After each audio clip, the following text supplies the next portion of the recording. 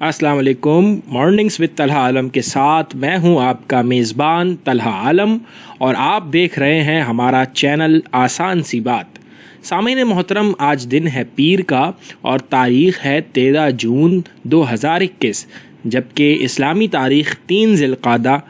1442 ہجری ہے. سامعین محترم، سب سے پہلے تو میں آپ کو یہ بتا دوں کہ ہم نے اپنے اس سیگمنٹ میں ایک تبدیلی کی ہے، اور تبدیلی یہ ہے کہ ہم روزانہ کی بنیاد پر مارننگز وتھ طلحہ عالم کا سیگمنٹ کر رہے تھے، لیکن پھر اس کے بعد ہم نے فیصلہ کیا کہ اب ہم ویکلی بیسس پر جو ہے یہ پروگرام کریں گے، اور ہفتے کا جو پورا ایک ہماری کارکردگی ہوگی وہ ہم آپ کے سامنے پیش کریں گے. پورے ہفتے کس طرح سے ہم نے اپنا وقت گزارا، کس طرح سے حالات و واقعات ہمارے ساتھ پیش آئے، اور کیا کیا نئی چیزیں ہم نے آبزرو کی، یا کیا نیا سیکھنے کو ملا، یا اس پورے ہفتے پاکستان کے اندر اور خاص طور پہ کراچی کے اندر کیا حالات و واقعات پیش آئے، اس کے حوالے سے ہم آپ کو اب مارننگز وتھ طلحہ عالم میں بتایا کریں گے. تو سب سے پہلے تو میں آپ تمام لوگوں سے گزارش کروں گا کہ ایک بہت بڑا میں سمجھتا ہوں کہ المیہ اور ایک بہت بڑا سانحہ، بہت بڑا نقصان پاکستان کے اندر اور خاص طور پہ کراچی کے طالب علموں کے لیے جو ایک نقصان ہوا ہے، وہ سید ظاہر علی جو عثمان انسٹیٹیوٹ آف ٹیکنالوجی کے ڈائریکٹر تھے، جنہوں نے داؤد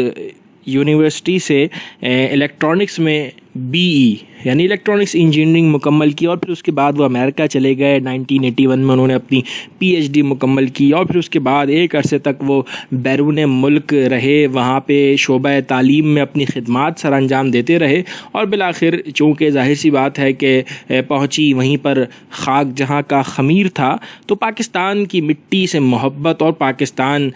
سے وفا کا انہوں نے اس طرح سے مظاہرہ کیا کہ وہ پاکستان واپس آئے، اور پھر پاکستان واپس آنے کے بعد انہوں نے پاکستان کے طالب علموں کے لیے اپنی خدمات پیش کی، اور عثمان انسٹیٹیوٹ آف ٹیکنالوجی میں وہ اپنے خدمات سر انجام دے رہے تھے. لیکن بدقسمتی سے جمعے کے روز 11 جون شام کا وقت تھا، وہ اپنے گھر سے کسی کام کے لیے روانہ ہوئے، اور پھر گلشن اقبال کے علاقے میں وہ اندھوناک واقعہ پیش آیا کہ چند لوگ جن کا مقصد صرف اور صرف موبائل چھیننا تھا، جن کا مقصد صرف قیمتی اشیاء اور قیمتی چیزیں چھیننی تھی، لیکن بدقسمتی سے وہ سید ظاہر علی کو ہم سے چھین کر لے گئے. اور چھینتے وقت جب مزاحمت کا مظاہرہ کیا سید ظاہر علی نے، تو بدقسمتی سے نشے میں مبتلا وہ تمام لوگ جو چھیننے آئے تھے، 3-4 لوگ تھے، انہوں نے فائرنگ کر دی، اور اس کے بعد وہ جان آفرین کے سپرد کر گئے اور ہم سے بچھڑ گئے. تو میں آپ تمام لوگوں سے گزارش کروں گا کہ ان کے حق میں ضرور دعا کیجیے گا، اور ہم اس سیگمنٹ کے آخر میں جب یہ سیگمنٹ ختم ہو جائے گا تو پھر ہم اجتماعی طور پر بھی جو ہے وہ ان کے لیے چند کلمات اور چند آیات پڑھ کے ان کے ایصال ثواب کے لیے ہم ان کی بارگاہ میں پیش کریں گے. تو یہ ایک بہت بڑا واقعہ میں سمجھتا ہوں کہ کراچی کی تاریخ اور پاکستان کی تاریخ میں ہوا، کیونکہ اس طرح سے جب اہل علم اس دنیا سے چلے جائیں گے تو پھر یقین جانیں کہ جو طالب علم ہیں وہ یتیم ہو جائیں گے. اور پاکستان کے اندر، اور جیسے میں بار بار انڈیکیٹ کر رہا ہوں کراچی کے حوالے سے، کیونکہ ہماری رہائش بھی کراچی میں ہے، اور بہت سارے لوگ ایسے ہیں جن کی نظریں بھی کراچی شہر پہ ہوتی ہیں، تو کراچی کا المیہ یہ رہا ہے کہ گزشتہ کئی سالوں سے، بلکہ میں کہوں گا کہ 2-3 دہائیوں سے کراچی شہر میں یہ جو اس موبائل اسنیچنگ یا پھر یہ جو وارداتیں ہوتی ہیں، اس کا سلسلہ بہت زیادہ بڑھ چکا ہے. ہم نے نہیں سنا کہ کسی دوسرے شہر یا کسی دوسرے صوبے میں اس طرح کے واقعات تواتر کے ساتھ پیش آتے ہوں، لیکن بدقسمتی سے کراچی شہر میں خواہ وہ موبائل چھیننے کا واقعہ ہو، خواہ وہ گاڑی لوٹنے کا واقعہ ہو، خواہ وہ گھر کے باہر سے آپ کی موٹر سائیکل کو چرانے کا واقعہ ہو، یہ تمام واقعات انتہائی تواتر کے ساتھ کراچی شہر میں روزانہ کی بنیاد پر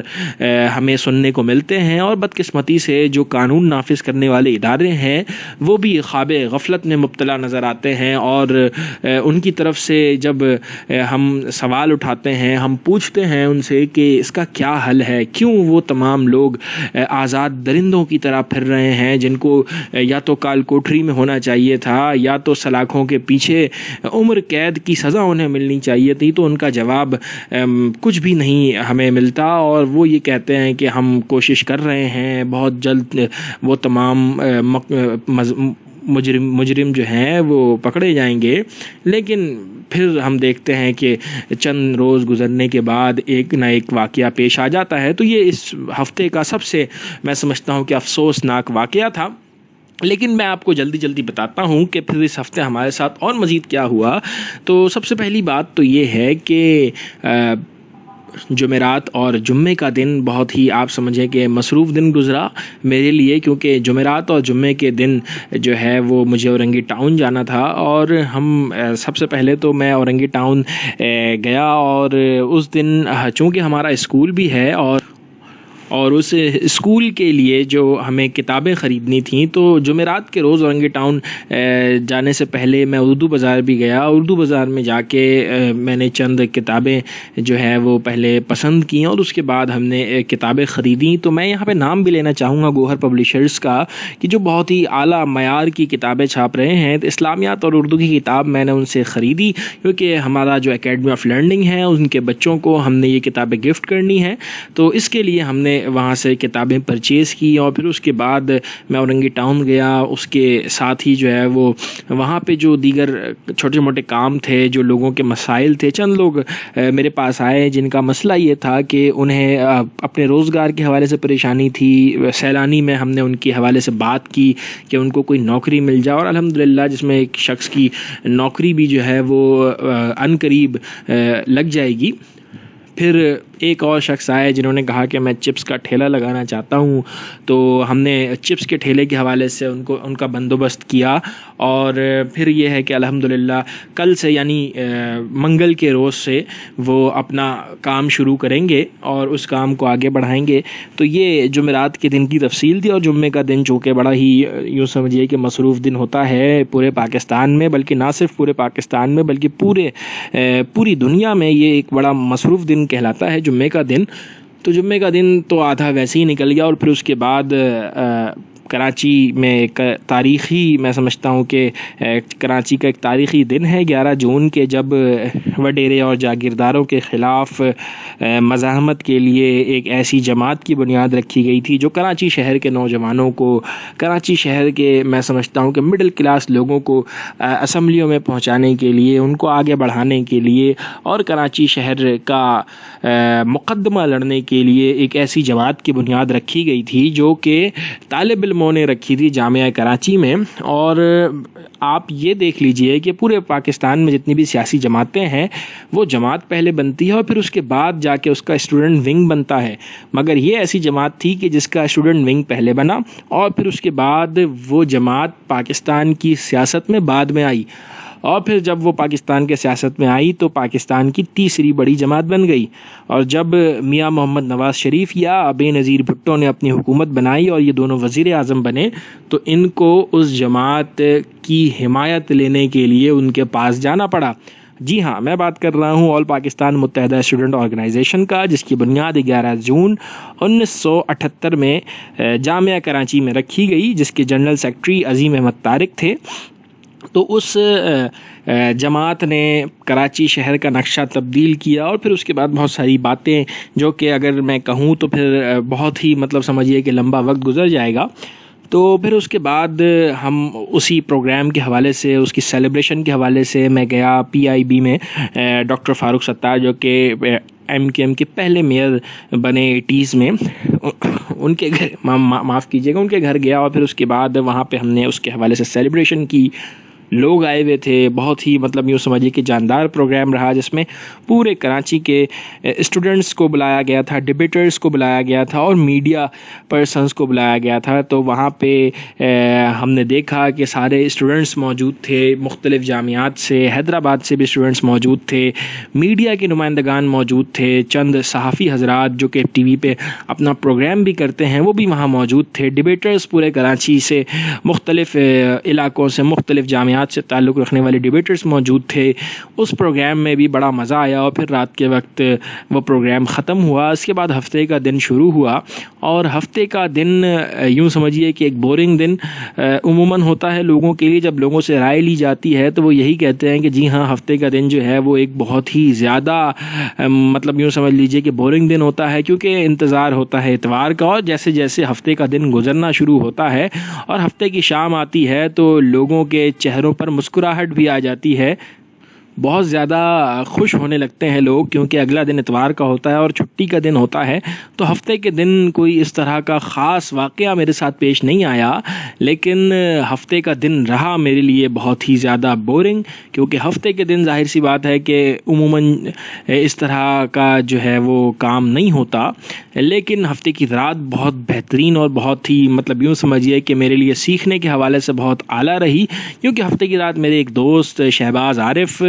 جن کی جوڑیا بازار میں ایک دکان ہے, وہ آئے. اور شہباز کی یہ خاص بات ہے کہ بڑے ہی کریٹیو ہیں اور ساتھ ہی ساتھ ACCA بھی کر رہے ہیں, تبانی اسکول آف اکاؤنٹنسی سے.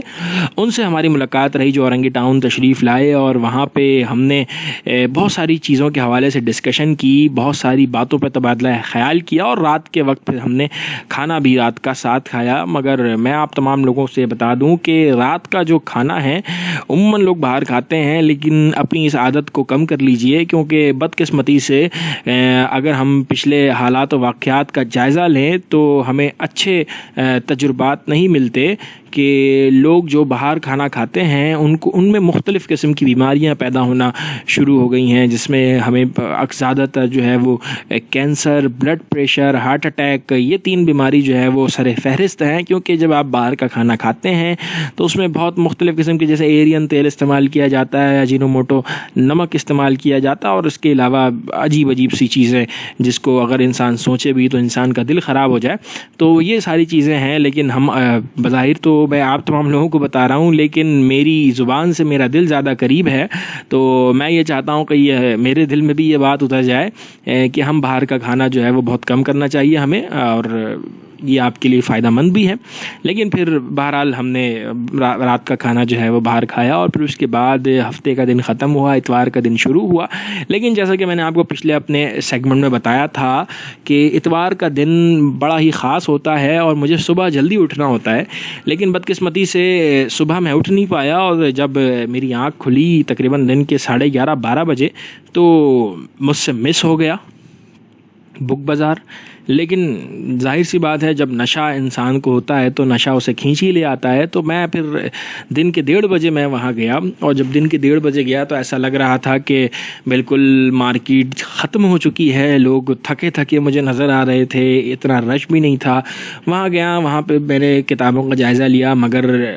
میں ایک کتاب بھی نہیں خرید پایا. لیکن جیسے ہی میں آخر میں نکل رہا تھا تو میری نظر ایک کتاب پہ پڑی جو کہ انتہائی دلچسپ لگ رہی تھی, اور اس کا ٹائٹل بہت ہی زیادہ مطلب یوں سمجھیے کہ اپنی طرف کھینچنے والا تھا. اور وہ کتاب اور اس کا ٹائٹل اور اس کا نام تھا going viral, 9 secrets about going viral. Viral ہونے کے 9 جو ہے وہ آپ کو راز بتائیں گے اس کتاب میں. تو وہ میں نے برینڈ کوکر کی کتاب تھی, وہ میں نے خرید لی, اور کتاب تو تقریباً $14.9 کی تھی, لیکن وہ کتاب مجھے $100 میں وہاں سے مل گئی, جو بالکل ہی بہترین کنڈیشن میں تھی. اور اس کتاب کو پڑھنے کے بعد بھی اس کا ریویو میں آپ کو ضرور دوں گا. اس طرح سے پھر میں گھر آ گیا کہ اخبار پڑھا, کیونکہ بجٹ آیا ہوا ہے. سب سے جو اہم ہوتا ہے معیشت کے حوالے سے وہ بجٹ ہوتا ہے, اور بجٹ اس بار جو آیا ہے بالکل ایمانداری سے آپ کو بتاؤں تو بڑا ہی عوام دوست بجٹ آیا ہے, جس میں ٹیکس کے حوالے سے بھی بڑی کمی کی گئی ہے, جس میں وتھ ہولڈنگ ٹیکس جو NGOز پہ لگتا ہے وہ بھی ختم کر دیا گیا ہے. اس کے علاوہ قرضہ جو ہے وہ بلا سود دیا جا رہا رہا ہے لوگوں کو 20 لاکھ روپے گھر بنانے کے لیے، 5 لاکھ روپے کاروبار کرنے کے لیے. تو یہ جو شوکت ترین صاحب نے بجٹ پیش کیا ہے بڑا ہی بہترین بجٹ ہے. اس بجٹ میں 5 ارب روپے جو ہیں وہ تعلیم پہ، جبکہ 9 ارب روپے ترقی پہ اور 1303 ارب روپے دفاع پہ جو ہے وہ دیے گئے ہیں. تو یہ مکمل ہمارا بجٹ ہے.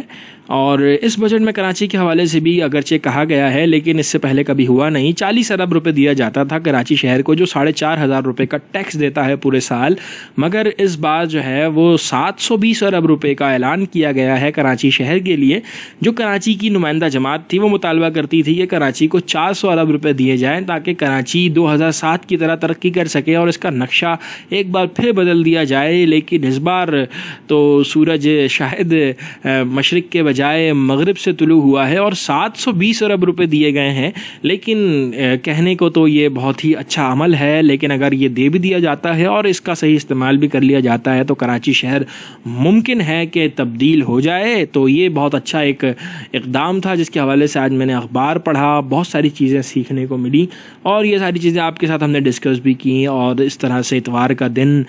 بڑی تیزی سے گزر جاتا ہے، اگرچہ انسان چاہتا ہے کہ دن نہ گزرے لیکن بہت تیزی سے وہ دن گزرا. اور پھر رات کو PSL کا میچ، پاکستان سپر لیگ، جس میں اسلام آباد اور لاہور کا مقابلہ بڑا ہی دلچسپ مقابلہ ہوا. اور PSL کے حوالے سے میں آپ کو بتاؤں کہ یہ بھی بہت بڑا میں سمجھتا ہوں کہ اقدام ہے حکومت کی جانب سے، جس میں بڑا اہم کردار نجم سیٹھی صاحب نے ادا کیا جب وہ چیئرمین PCB رہے اپنے دور میں. اور اس کے بعد جو لوگ آتے گئے انہوں نے اس سلسلے کو آگے بڑھایا اور آج الحمدللہ پاکستان سپر لیگ جو ہے وہ ایک اچھا برانڈ بن چکا ہے دنیا کی نظر میں، اور بڑے اچھے اچھے لوگ بھی جو ہے وہ اس میں آتے ہیں، کھیلتے ہیں. تو یہ اس طرح سے جو ہے وہ یہ پورا دن میرا گزرا اتوار کا. اور اس کے بعد